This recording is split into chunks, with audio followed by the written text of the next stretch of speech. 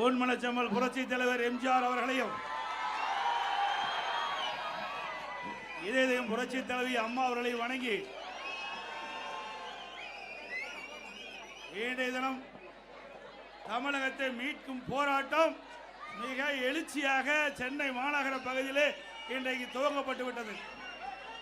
இந்த சிறப்பான நிகழ்ச்சியிலே முன்னிலை வைக்கின்ற இந்த மாவட்ட கழகத்தினுடைய செயலாளர் முன்னாள் எம்எல்ஏ ஆர்மிச்சர் திரு விரிகை ரவி அவர்களே, இந்த போராட்ட நிகழ்ச்சிகளை கலந்து கொண்டு சிறப்பித்துக் கொண்டிருக்கின்ற அனைத்து இந்திய அண்ணா திராவிட முன்னேற்ற கழகத்தைச் சேர்ந்த தலைமை கழக நிர்வாகிகளே, மாவட்ட கழக செயலாளர்களே, பாரதிய ஜனதா கட்சியினுடைய தலைமை பொறுப்பாளர்களே, பாட்டாளி மக்கள் கட்சியைச் சேர்ந்த தலைமை பொறுப்பாளர்களே, அம்மா மக்கள் முன்னேற்ற கழகத்தைச் சேர்ந்த தலைமை பொறுப்பாளர்களே, தமிழ் மாநில காங்கிரஸ் கட்சியைச் சேர்ந்த மாநில பொறுப்பாளர்களே, ஐஜேகே கட்சியைச் சேர்ந்த மாநில பொறுப்பாளர்களே, புதிய நீதி கட்சியைச் சேர்ந்த மாநில பொறுப்பாளர்களே, புரட்சி பாரத கட்சியைச் சேர்ந்த மாநில பொறுப்பாளர்களே, தமிழக மக்கள் முன்னேற்ற கழகத்தைச் சேர்ந்த மாநில பொறுப்பாளர்களே, பெருந்தலைவர் மக்கள் கட்சியைச் சேர்ந்த மாநில பொறுப்பாளர்களே, இந்திய உழவர் உழைப்பாளர் கட்சியைச் சேர்ந்த மாநில பொறுப்பாளர்களே மற்றும் இந்த ஆர்ப்பாட்ட நிகழ்ச்சிகளை கலந்து கொண்டு சிறப்பித்துக் கொண்டிருக்கின்ற தேசிய ஜனநாயக கூட்டணியில் அங்கமிக்கின்ற கட்சியினுடைய மாநில பொறுப்பாளர்களே, இந்த நிகழ்ச்சியில் பங்கு பெற்றிருக்கின்ற முன்னாள் நாடாளுமன்ற சட்டமன்ற உறுப்பினர்களே, கழகத்திலே பல்வேறு பொறுப்புகளை வைக்கின்ற நிர்வாகிகளே மற்றும் கழக தொண்டர்களே, கழக உடன்பிறப்புகளே, தேசிய ஜனநாயக கூட்டணியில் அங்கமிக்கின்ற கட்சியினுடைய நிர்வாகிகளே, தொண்டர்களே, பெரியோர்களே, தாய்மார்களே, ஊடக நண்பர்களே, பத்திரிகை நண்பர்களே, அத்தனை பேருக்கும் என்னுடைய முதற்கண் நன்றி கலந்த வணக்கம். இன்றைய தினம் திராவிட முன்னேற்ற கழகம் ஆட்சி பொறுப்பேற்று 5 ஆண்டு காலம் ஆகிவிட்டது. இந்த 5 ஆண்டு காலத்திலே தமிழக மக்கள் பட்ட துன்பங்கள் ஏராளம்.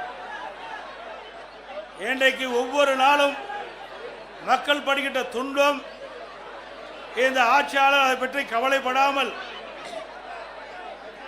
மக்கள் எக்கேடு கெட்டு போனாலும் பரவாயில்லை,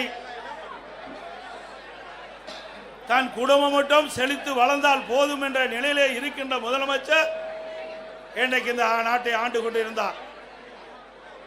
இன்றைக்கு மக்களுக்கு விடுவு காலம் பிறக்கின்ற காலம் வந்துவிட்டது.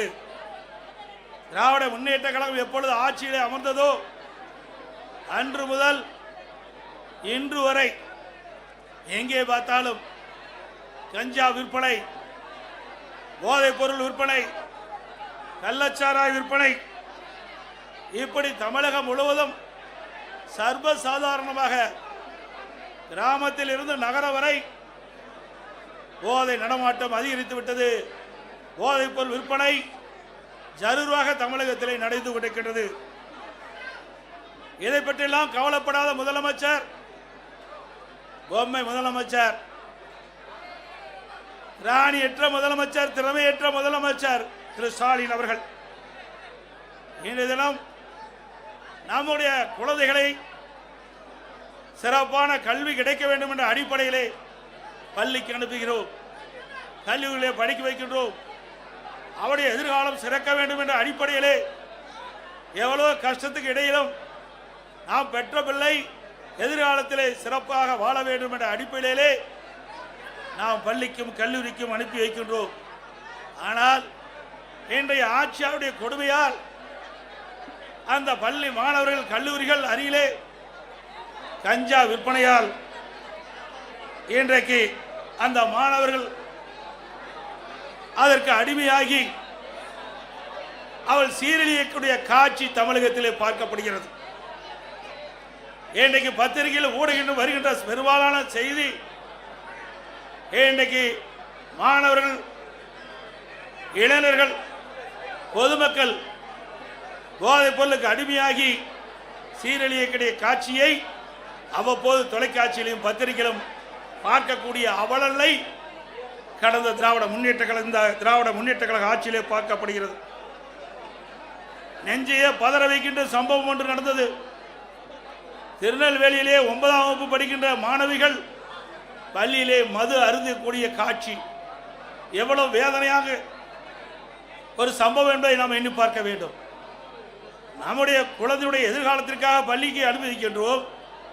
ஆனால் இந்த விடியா திமுக ஆட்சியிலே படிக்கிற காலத்திலே பள்ளியிலே மாணவிகள் மது அருந்துகின்ற காட்சி பத்திரிகையில் ஊடகத்தில் வருகின்றது. ஒரு வேதனையான சம்பவம். அதை பற்றியெல்லாம் இந்த அப்பா ஸ்டாலின் கவலைப்படுவதாக தெரியவில்லை. இன்றைக்கு தமிழகத்தில் உளவுத்துறை இருக்கின்றதா என்று மக்கள் கேட்கின்ற நிலைக்கு உளவுத்துறையுடைய செயல்பாடு செயலிழந்து இருக்கின்றது. இப்படிப்பட்ட சம்பவங்கள் நடைபெறுகின்ற பொழுது, போதைப் பொருள் விற்பனை அதிகரிக்கின்ற பொழுது அரசுக்கு உரிய முறையிலே தெரிவித்து அந்த உளவுத்துறை செயல்பட்டு இருக்க வேண்டும். ஆனால் தமிழகத்தில் இருக்கின்ற உளவுத்துறை திரு கருணாநிதி குடும்பத்திற்கு, ஸ்டாலின் குடும்பத்திற்கு ஏவல் செய்கின்ற உளவுத்துறையாகத்தான் பார்க்கப்படுகிறது. இன்றைக்கு போதை ஆசாமிகள் அவர்களை பிடிக்க செல்கின்ற காவலர்களை கண்மூடித்தனமாக தாக்கின்றார்கள். காவலருக்கே இந்த ஆட்சியில் பாதுகாப்பு இல்லாத ஒரு சூழ்நிலை விடியா திமுக ஆட்சியில் தான் பார்க்கப்படுகிறது. சில இடத்திலே அந்த போதை ஆசாமிகளால் கைது செய்ய முற்படுகின்ற பொழுது கத்தி காட்டி காவலர்களை மிரட்டுகின்ற காட்சி நாம் பத்திரிகையிலும் ஊடகத்திலும் பார்க்கக்கூடிய அவலங்களை தமிழகத்தில் இன்றைக்கு நிலவிக் கொண்டிருக்கின்றது. இன்றைக்கு பயிரை காப்பது வேலி, மக்களை காப்பது காவல்துறை. அந்த மக்களுக்கே பாதுகாப்பு இல்லாத ஒரு சூழ்நிலை தமிழகத்திலே நிலவிக் கொண்டிருக்கின்றது. அப்படிப்பட்ட அவல ஆட்சிதான் இன்றைக்கு தமிழகத்திலே நடந்து கொண்டிருக்கின்றது. இன்றைக்கு சென்னை மாநகரம் பட்டம் பகலிலே ஒரு அரசியல் கட்சி தலைவர் ஆம்ஸ்ட்ராங் வெட்டி படுகொலை செய்யப்படுகிறார்.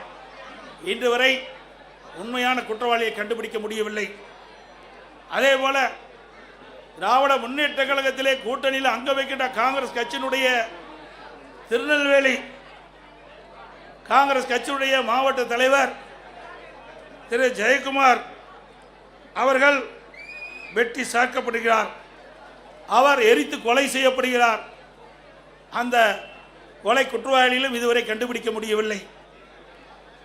இன்றைக்கு ஒரு 15 நாட்களுக்கு முன்பு நாங்குநேரில் இருசக்கர வாகனத்தில் போதை ஆசாமிகள் சாலையிலே சென்று கொண்டிருந்தவர்களை வெட்டி சாக்கின்றார்கள்.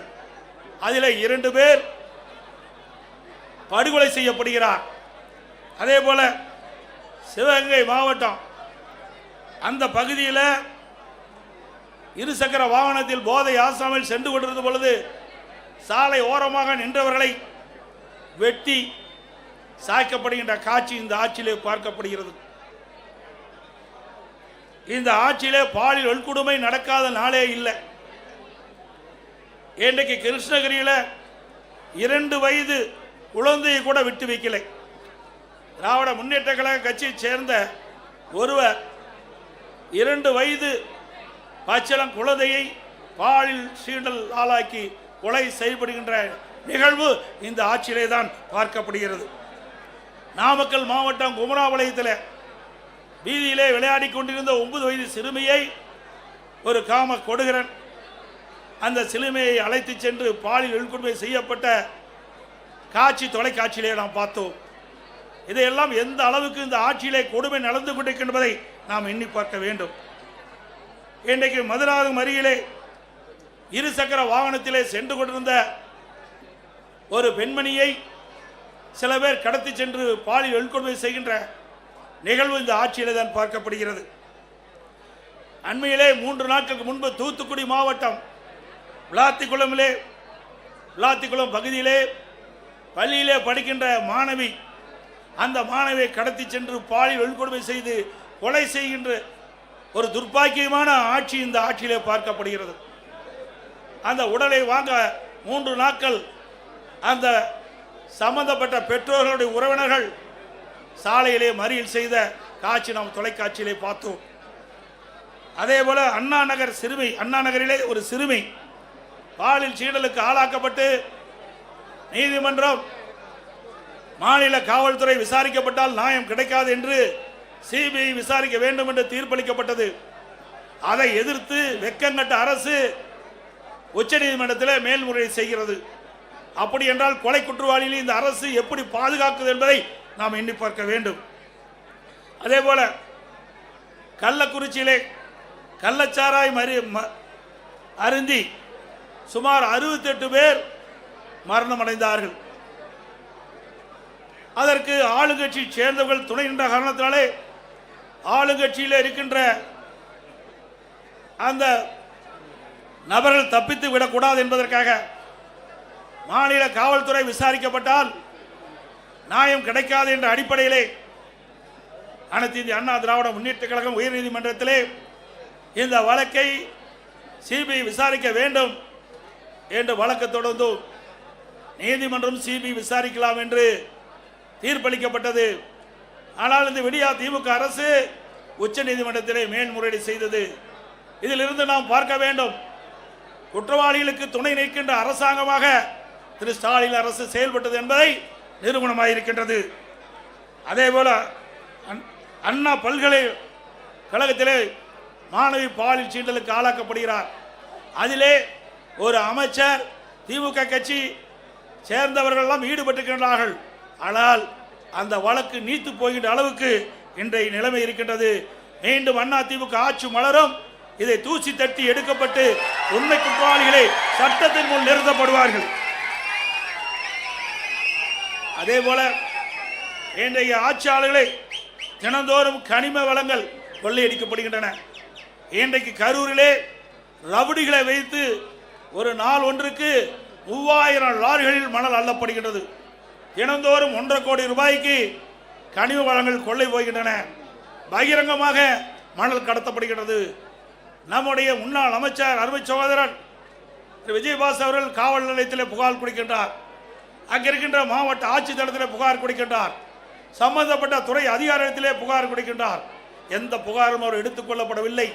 அதிகாரியுடைய துணை கொண்டு இதுவரை மணல் கொள்ளை சர்வசாதாரணம் நடந்து கொண்டிருக்கிறது. அங்கே ஒரு திமுக முன்னாள் அமைச்சர் முழுமையாக இந்த கனிம வள கொள்ளையிலே ஈடுபட்டிருக்கின்றார். ஆக இப்பொழுது இருக்கின்ற அதிகாரிகள் அத்தனை பேரும் இந்த கனிம வள கொள்ளைக்கு துணை வகிக்கின்றார்கள். அனைத்து இந்திய அண்ணா திராவிட முன்னேற்ற கழக அரசு உங்களுடைய மகத்தான ஆதரவிலே ஆட்சி அமைந்தவுடனே இந்த கனிம வள கொள்ளையிலே யாரெல்லாம் ஈடுபட்டார்கள், யாரெல்லாம் இதற்கு துணை நின்றார்கள், அவர்கள் மீதெல்லாம் சட்ட ரீதியாக நடவடிக்கை எடுக்கப்படும் என்பதை நேரத்தில் தெரிவித்துக் கொள்கின்றேன். இன்றைக்கு நாம் பார்ப்பதெல்லாம் நாம் வைத்திருக்கின்ற பணத்தை திருடுவார்கள், இல்லது வீட்டிலே திருடர்கள் பூந்து நகையை திருடுவார்கள். ஆனால் இன்றைக்கு விடியா திமுக ஆட்சியிலே உடல் உறுப்புகளை திருடுகின்ற ஒரே ஆட்சி இந்த ஆட்சியிலே தான் பார்க்கப்படுகிறது. சிந்தித்து பாருங்கள். நாமக்கல் மாவட்டம் அந்த பகுதியிலே வறுமையின் காரணமாக ஏழைகள் அவருடைய உடல் உறுப்பு கிட்னியை முறைகேடாக இன்றைக்கு திமுக கட்சி சேர்ந்த எம்எல்ஏ மருத்துவமனையிலே அழைத்து சென்று முறைகேடாக அவருடைய கிட்னியை இன்றைக்கு திருடியிருக்க என்று சொன்னால் இந்த ஆட்சி எப்படிப்பட்ட ஆட்சி என்பதை எண்ணி பார்க்க வேண்டும். அது மட்டுமல்ல, இது கண்டுபிடித்ததும் திராவிட முன்னேற்ற கழகம் தான். இதற்கு ஒரு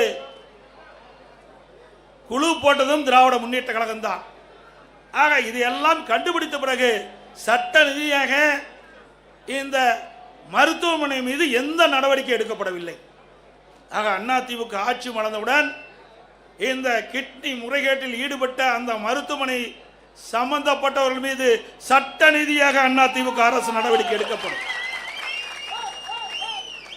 இது எவ்வளவு கொடுமையானது!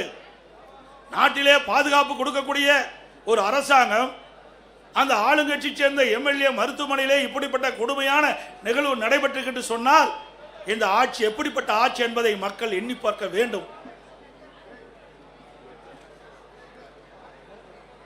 இன்றைய தினம்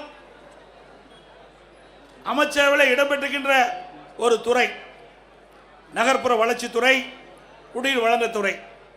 அந்த துறையிலே அமலாக்கத்துறை இன்றைக்கு ஆய்வு செய்யப்பட்டு சோதனையிடப்பட்டு அந்த சோதனையிலே கிடைக்கப்பட்ட ஆதாரத்தின் அடிப்படையிலே இவர்கள் மீது நடவடிக்கை எடுக்க வேண்டும் என்று அரசுக்கு காவல்துறை உயர்ந்த காவல்துறைக்கு அறிக்கை அனுப்பப்படுகிறது. 3 முறை அறிக்கை அனுப்பப்பட்டது அமலாக்கத்துறையின் மூலமாக. இதுவரை நடவடிக்கை எடுக்கப்படவில்லை.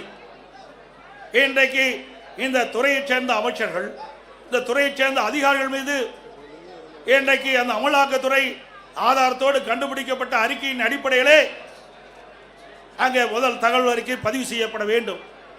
ஆனால் இதுவரை செயல்படவில்லை. உடனடியாக அனைத்து இந்திய அண்ணா திராவிட முன்னேற்ற கழக கட்சி உயர்நீதிமன்றத்தில் வழக்கு தொடரப்பட்டு நீதி அரசர் இன்றைக்கு அமலாக்கத்துறை ஆதாரத்தோடு கண்டுபிடிக்கப்பட்டுகின்றது.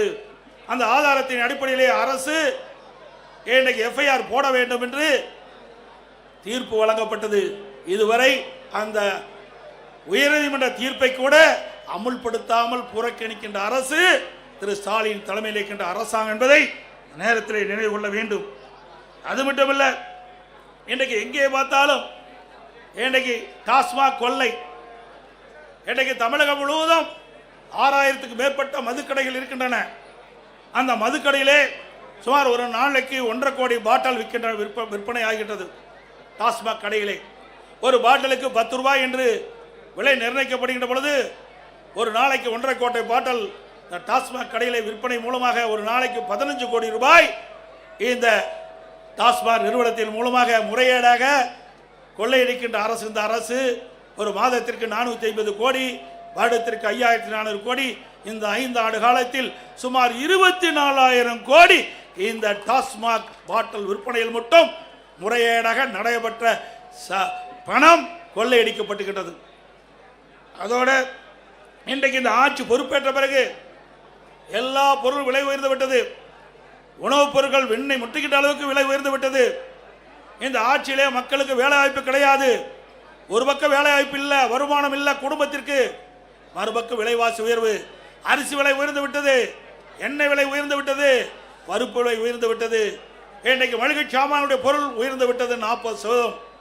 ஆக மக்கள் குடும்பம் நடத்துவதற்கு கடினமான சூழ்நிலை தத்தளித்துக் கொண்டிருக்கின்ற நிலை இந்த ஆட்சியிலே பார்க்கப்படுகிறது. அதையெல்லாம் குறைப்பதற்கு இந்த அரசாங்கத்திலே போதிய கவனம் செலுத்தவில்லை. ஆனால் இன்றைய முதலமைச்சர் ஆளுகின்ற ஆட்சி இருக்கின்ற வரை அவர் போட்டோ ஷூட் தினந்தோறும் காலையிலே போட்டோ ஷூட் எடுப்பார், மாலையிலே பத்திரிகையில் ஊடகத்தில் வரும். அதுதான் இந்த 5 ஆண்டு காலத்தினுடைய இந்த விடியா திமுக ஆட்சியுடைய சாதனை என்பதை நாட்டு மக்கள் அறிவார்கள். அதேபோல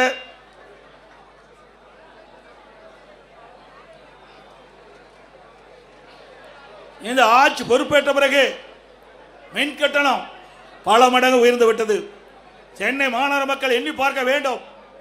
அனைத்து இந்திய அண்ணா திராவிட முன்னேற்ற கழக ஆட்சியில் இருந்த மின் கட்டணத்தை விட திராவிட முன்னேற்ற கழகம் ஆட்சிக்கு வரும் பொழுது பன்மடங்கு மின் கட்டணத்தை அதிகரித்திருக்கின்றது. அண்ணா திமுக ஆட்சியிலே 1000 ரூபாய் மின் கட்டணம் செலுத்துவோர் என்றால் இப்பொழுது 2500 ரூபாய் மின் கட்டணம் செலுத்த வேண்டிய சூழ்நிலை ஏற்பட்டிருக்கிறது. சுமார் 67% மின் கட்டண உயர்வு. கடைகளுக்கு பீக் ஹவரில் டபுள் சார்ஜ் மின் கட்டண உயர்வு. ஆண்டுக்கு 5% மின் கட்டண உயர்வு என்று அறிவிக்கப்பட்டு இந்த அரசு மக்களை வாட்டி வதைக்கின்றது. அதே போல வீட்டு வரி 100% உயர்த்தப்பட்டு விட்டது. இன்றைக்கு 1000 ரூபாய் வீட்டு வரி செலுத்துகின்றவள் இன்றைக்கு 2000 ரூபாய் வீட்டு வரி செலுத்த வேண்டும் மாநகர பகுதியிலே. அதோட கடைக்கு அண்ணா திமுக ஆட்சியிலே 1000 ரூபாய் நீங்கள் கடை வரி செலுத்த வேண்டும் இருந்தால் இப்பொழுது 2500 ரூபாய் கடைக்கு வரி செலுத்த வேண்டும். அது மட்டும் இல்லாமல் ஆண்டுக்கு 6% இந்த வரிகள் உயர்த்தப்படுகின்றன. இதனால் மக்கள் மீது மிகப்பெரிய வரி சுமையை சுமத்திய அரசாங்கம் திரு ஸ்டாலின் அரசாங்கம் என்பதை நேரத்தில் தெரிவிக்க விரும்புகின்றேன். அதே போல கட்டிடம் கட்டுகின்ற அனுமதி கிட்டத்தட்ட பன்மடங்கு உயர்த்தப்பட்டுகின்றது, 2 மடங்கு உயர்த்தப்பட்டுகின்றது.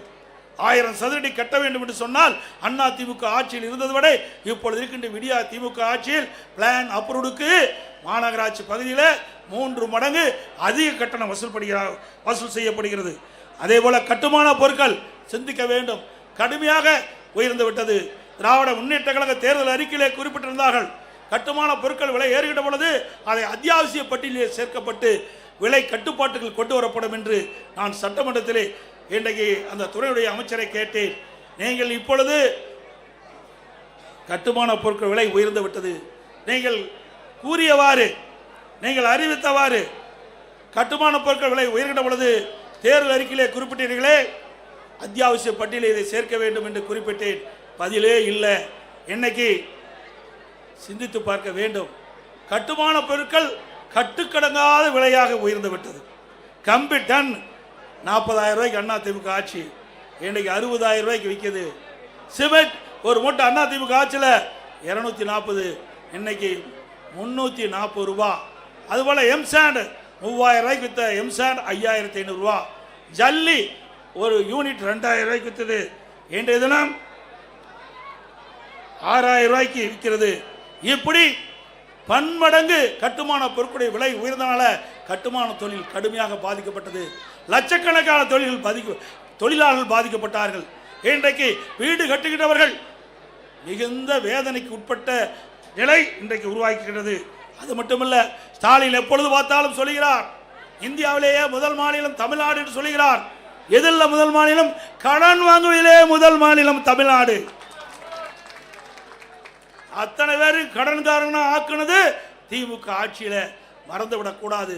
இந்த கடனெல்லாம் நாம் தாம் அடைக்க வேண்டிய சூழ்நிலைக்கு தள்ளப்பட்டிருக்கும் என்பதையும் எண்ணி பார்க்க வேண்டும்.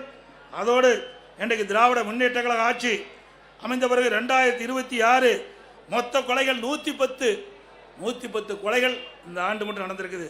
பிப்ரவரி 2026 மொத்த கொலைகள் எண்ணிக்கை 84, மார்ச் 17 எண்ணிக்கை 52. கடந்த 75 நாட்களில் நடந்த மொத்த கொலை எண்ணிக்கை 246 கொலைகள் நடக்குது. கொலைகள் நடக்காத நாளே இல்லை. இந்த ஆட்சி பொறுப்பேற்றது மக்களுக்கு பாதுகாப்பு இல்லை, இன்றைக்கு சிறுமிகளுக்கு பாதுகாப்பு இல்லை, பெண்களுக்கு பாதுகாப்பு இல்லை, ஒட்டுமொத்த தமிழ்நாட்டு மக்களுக்கே பாதுகாப்பு இல்லாத ஒரு சூழ்நிலை நிறைந்த மாநிலம் தமிழ்நாடு. இன்றைக்கு கடந்த ஒரு இடத்தில் நடந்த கொலைகள் எண்ணிக்கை மட்டும் 1408.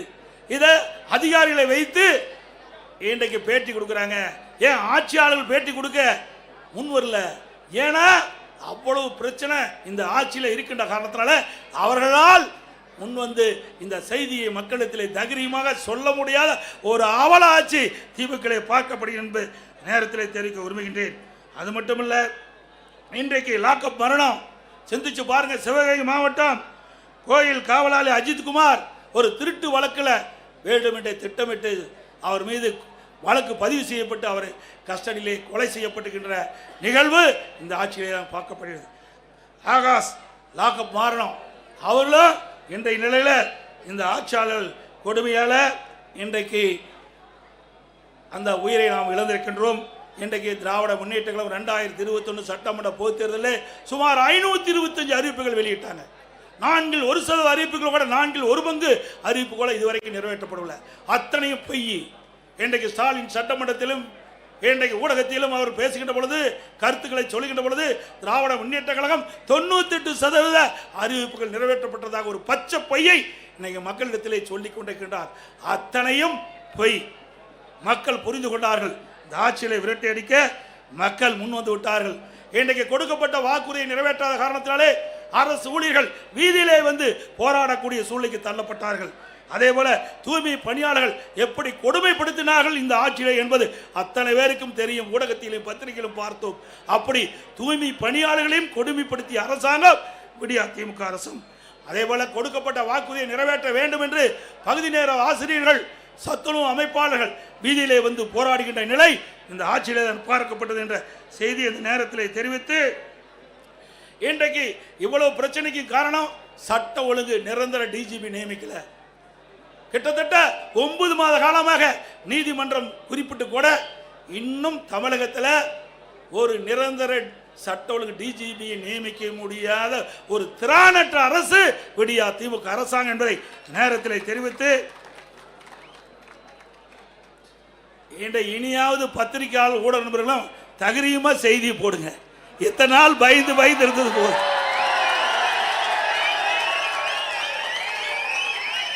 நான் சொல்லுவது அத்தனையும்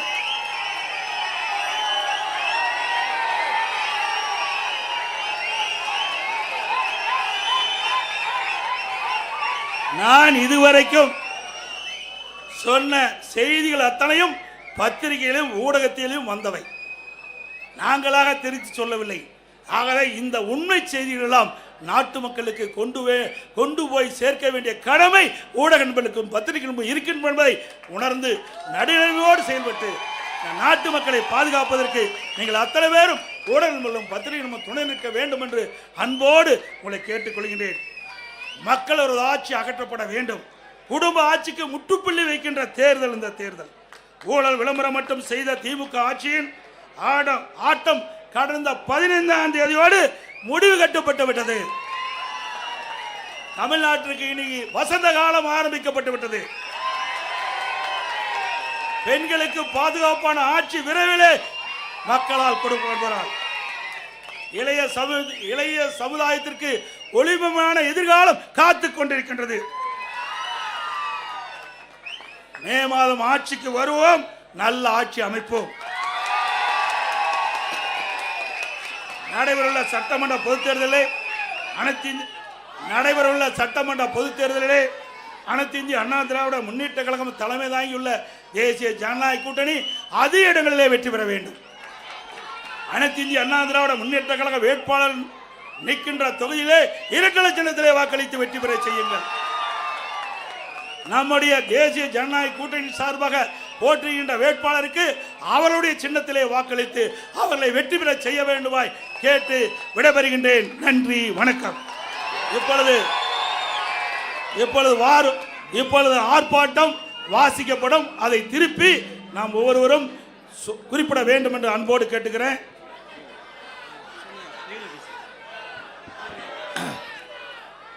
கண்டிக்கின்றோம் கண்டிக்கின்றோம் ஸ்டாலின் அரசை கண்டிக்கின்றோம். ஸ்டாலின் அரசை கண்டிக்கின்றோம். விடியா திமுக அரசை கண்டிக்கின்றோம் கண்டிக்கின்றோம் கண்டிக்கின்றோம் கண்டிக்கின்றோம். பொம்மை முதலமைச்சரை கண்டிக்கின்றோம் கண்டிக்கின்றோம். 8 திக்கும் போதைப் பொருட்கள் புழக்கம் கட்டுப்படுத்த முடியாத